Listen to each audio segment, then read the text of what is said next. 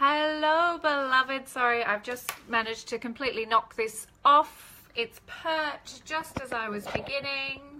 So let me get that back there so we can hang out together for a little while.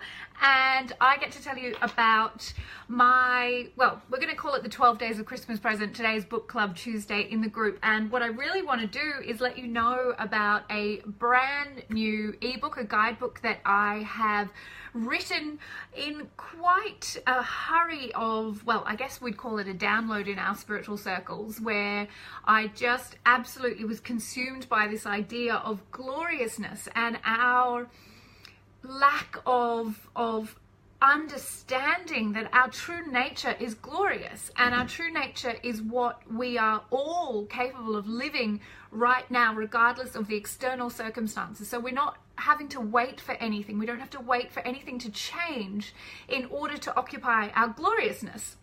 And this idea of gloriousness has nothing to do with false positivity. It's not about putting a smile on something when you're not feeling it.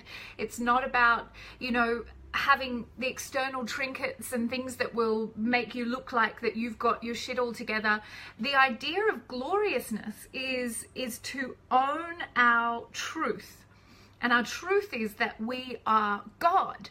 So you can see how this book has really come out of that announcement that I made last week, having, really come through an unexpected initiation to really understand that my job is to teach people to know that they are God.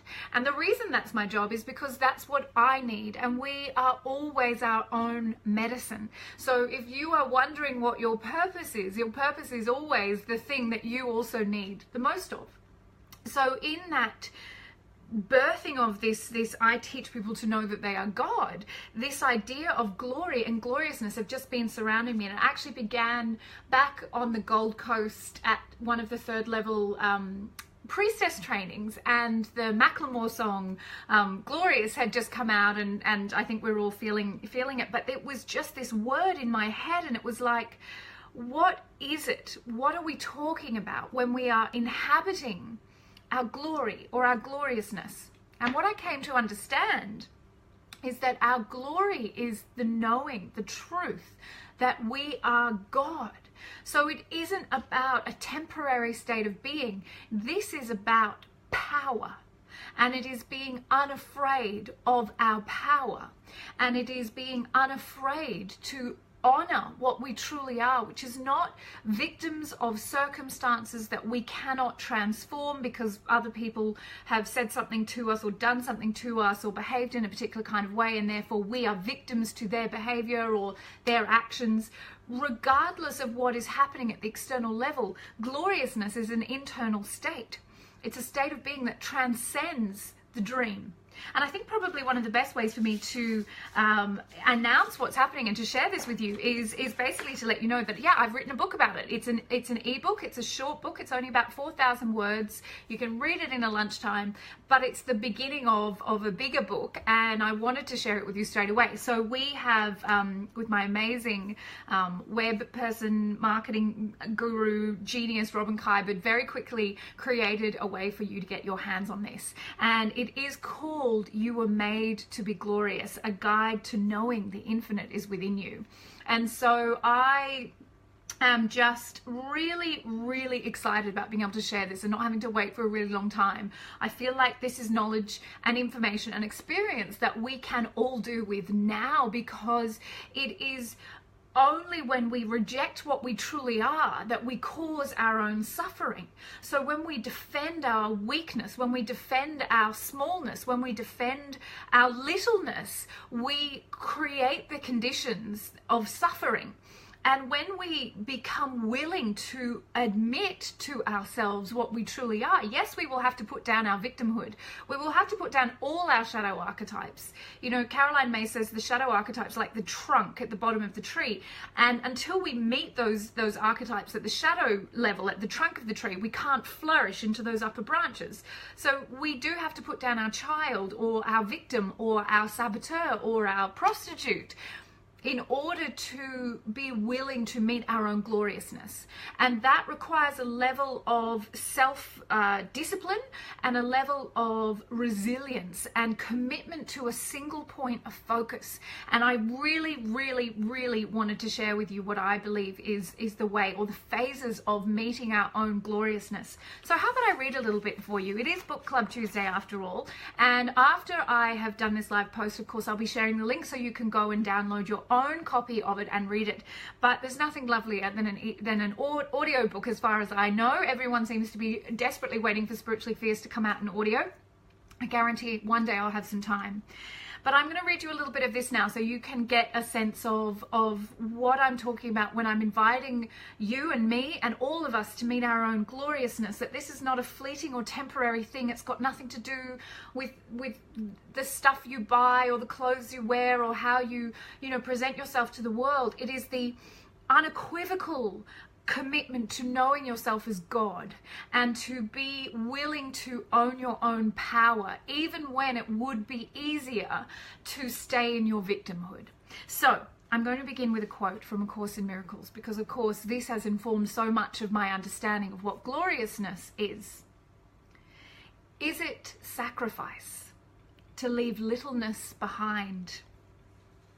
It is not sacrifice to wake to glory, but it is sacrifice to accept anything less than glory. We were all made to be glorious. Nothing in our lives has prepared us for this truth. Nothing we see around us reflects this eternal, ever-present reality. For we are not in reality. We are in a dream. And for most of us, the dream is a nightmare. It is a nightmare because we do not know we are actually asleep and unaware. If we were aware of this truth, we would awaken in an instant with the same blessed relief that comes when we awaken from any nightmare. Thank goodness I was only dreaming. Instead, we look around the dream and try to make sense of who we are within it. We cannot meet ourselves in the dream, but we can invite our glory into the dream. So what is gloriousness? Gloriousness is our natural state. It is us without fear and without doubt. Up to now, we have experienced only fleeting glimpses of our gloriousness. But what would it be to invite our gloriousness into every moment of our existence? Is it even possible? The answer is unequivocally yes. This guidebook will not show us how to become glorious, for that is what we already are. The only thing that needs to be done is to remove the impediments to knowing what we truly are. Gloriousness comes when you know that everything in your life is always working on your behalf, when you live in a state of deep trust and certainty in yourself, and when you feel the benevolence of the infinite guiding you, even when you may not completely understand how or why. Gloriousness comes from the faith that something deeper, higher, vaster is guiding your life, and that you are never abandoned. Gloriousness is a state of deep awakening to that which you are. It is typified by profound self-worth, resplendence, joy, lightness of being, laughter, kindness, compassion, generosity, and reverence. When we meet someone who embodies her gloriousness, it is unmissable. And I have this idea, and I didn't include it in the book, but I want to create something around the idea of the glorious she. Maybe Temple of She and the Institute can collaborate, Amy, and we can create something about the glorious she, a woman who is typified by profound self-worth, resplendence, joy, lightness of being, laughter, kindness, compassion, generosity, and reverence. Who doesn't want to be that? Who doesn't want to hang out with that? You know, it is the state beyond fear. There is a presence of light that appears to emerge from within. Is that even possible, to live that way, to live beyond fear? Yes.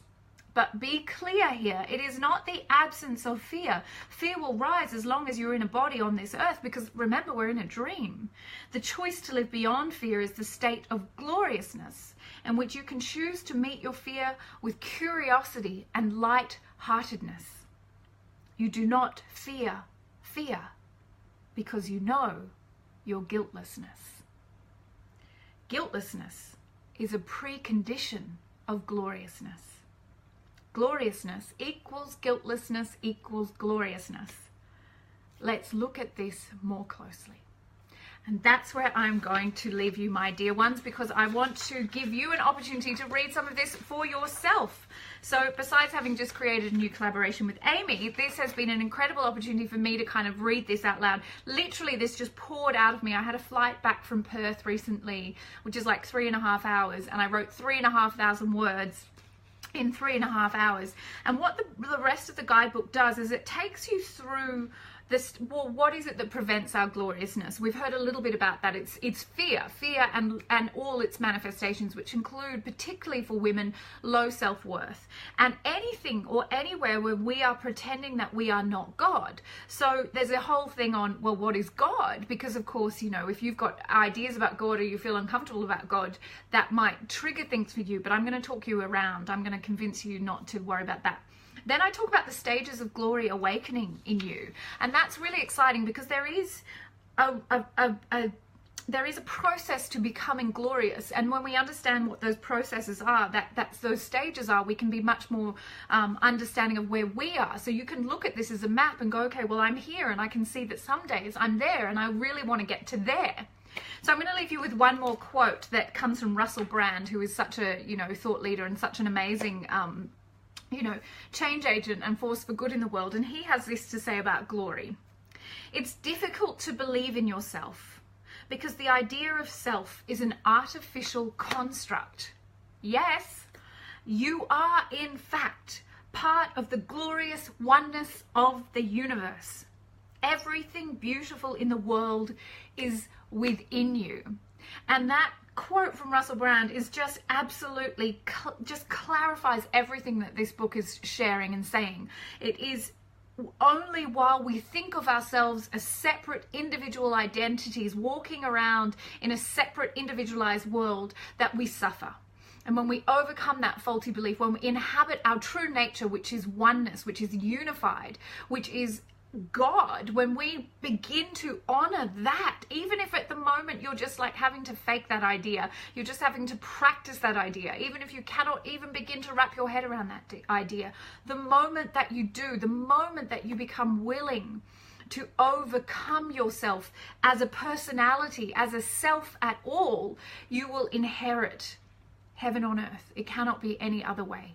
And that's what I'm going to leave you with today. So I'm going to jump on now and I will post the link here for you so you can go and download your own copy of You Were Made to Be Glorious. It's so beautiful. Robin's done such an incredible job of formatting it for me. That's just a black and white copy. It's not as pretty.